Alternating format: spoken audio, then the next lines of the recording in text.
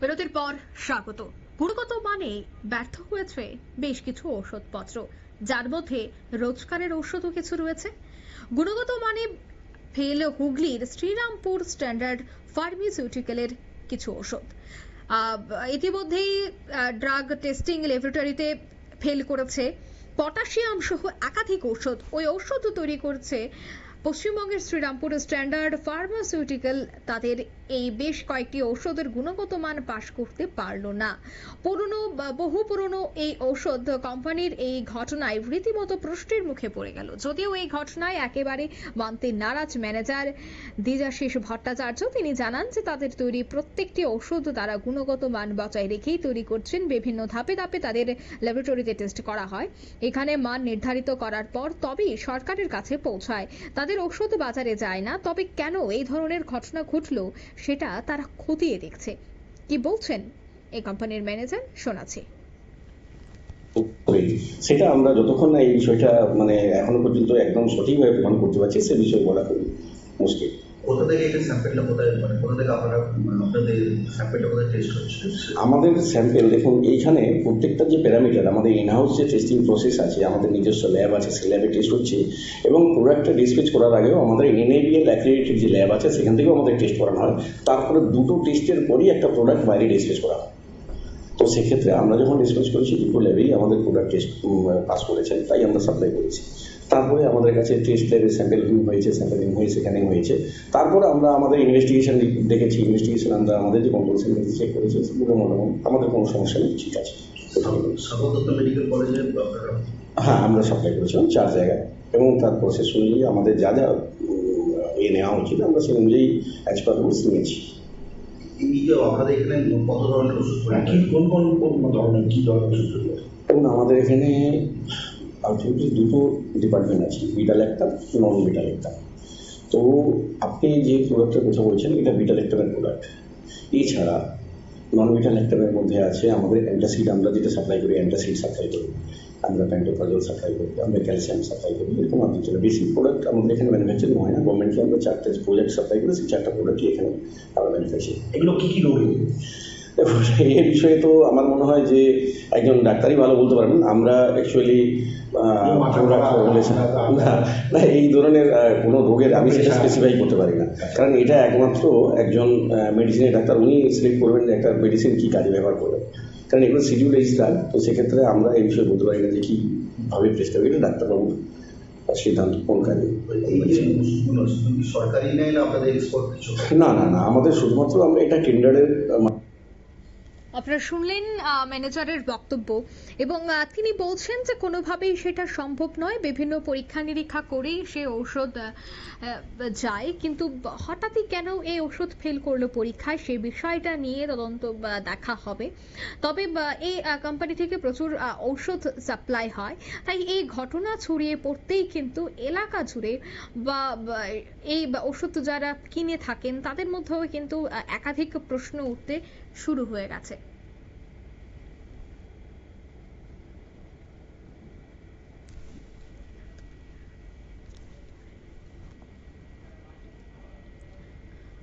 আবারও শোনাচ্ছি যে এই কোম্পানির ম্যানেজার তিনি ঠিক কি বলেছিলেন।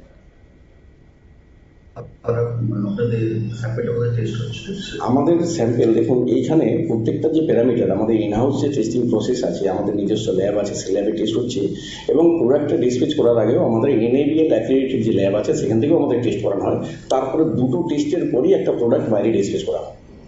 তো সেক্ষেত্রে আমরা যখন ডিসপ্যাচ করেছি দুটো ল্যাবেই আমাদের প্রোডাক্ট টেস্ট পাস করেছেন, তাই আমরা সাপ্লাই করেছি। তারপরে আমাদের কাছে টেস্ট ল্যাবে স্যাম্পলিং হয়ে সেখানে হয়েছে। তারপরে আমরা আমাদের ইনভেস্টিগেশন দেখেছি, ইনভেস্টিগেশন আমরা আমাদের যে কন্ট্রোল সেন্টার চেক করেছি, সেগুলো আমাদের কোনো সমস্যা নেই, ঠিক আছে। মেডিকেল কলেজে হ্যাঁ, আমরা সাপ্লাই করেছিলাম 4 জায়গায়, এবং তার প্রসেস অনুযায়ী আমাদের যা যা। আপনারা শুনলেন ম্যানেজারের বক্তব্য। আমি আরো বিস্তারিত সে বিষয়ে জানবো। টেলিফোন লাইনে এই মুহূর্তে যুক্ত হয়ে গেছে পশ্চিমবঙ্গ থেকে শান্তনু পান। শান্তনু, এই যে খবর উঠে আসছে হুগলি থেকে, যেখানে স্টেট ড্রাগস টেস্টিং ল্যাবরেটরিতে ফেল করেছে বেশ কিছু ঔষধ, কিন্তু সেই জায়গায় শ্রীরামপুর স্ট্যান্ডার্ড ফার্মাসিউটিক্যাল যারা কোম্পানির ম্যানেজার রয়েছেন তিনি এই বিষয়টায় সম্পূর্ণ অস্বীকার করছেন। কি বলবে এই বিষয়টা নিয়ে? তবে পশ্চিমবঙ্গ জুড়ে কিন্তু দীর্ঘদিন ধরে একটা অভিযোগ উঠে আসছে যে বিভিন্ন জায়গায় যে কালোবাজারি ওষুধ বা কালো ওষুধ, অর্থাৎ যেই ওষুধগুলো ডেট সেল হয়ে গেছে সেই ওষুধগুলোকে কম পয়সায় কিন্তু বিভিন্ন জায়গায় কমিশনের ভিত্তিতে দিয়ে দেওয়া হচ্ছে যে সাধারণ মানুষকে সেগুলো খাওয়ানোর জন্য। যদিও সেই ঔষধ যে বিষে পরিণত হতে পারে যে কোনো সময়, সেই বিষয়টা কিন্তু তারা মাথায় রেখেই কিন্তু এই বিষয়টা করছেন। এদিনও আমরা দেখলাম যে হুগলি জেলাতে শ্রীরামপুর ফার্মাটিক্যালসের যিনি ম্যানেজার, তিনি যেটা দাবি করছেন যে তার যে ওষুধগুলিকে স্টেট ফার্মাটিক্যালস যে ল্যাবরেটরি সেখানে সেল করে দেওয়া হয়েছে, অ্যামক্সিন সহ বিভিন্ন যে ঔষধগুলি রয়েছে, তো সেইগুলিকে কিভাবে সেল করালো তিনি কিন্তু সন্দেহান প্রকাশ করেছেন। কারণ তিনি যেটা দাবি করছেন যে তার নিজস্ব ল্যাবরেটরি রয়েছে এবং সেই ল্যাবরেটরি তিনি প্রতিনিয়ত টেস্ট করেন এবং টেস্ট করার পর সেগুলো রাজ্য সরকারকে দেওয়া হয় এবং রাজ্য সরকার সেইগুলোকে তাদের যে ল্যাব রয়েছে সেখানে টেস্ট করে কিন্তু বাজারে ছাড়ে। তো তাহলে সেই টেস্টিং হওয়ার পরে পরবর্তীকালে কিভাবে এই ওষুধগুলো সেল হয়, তাহলে এর মাঝে কি রহস্য রয়েছে সেই বিষয়ে কিন্তু তিনি যথেষ্ট সন্দেহান পেয়েছেন।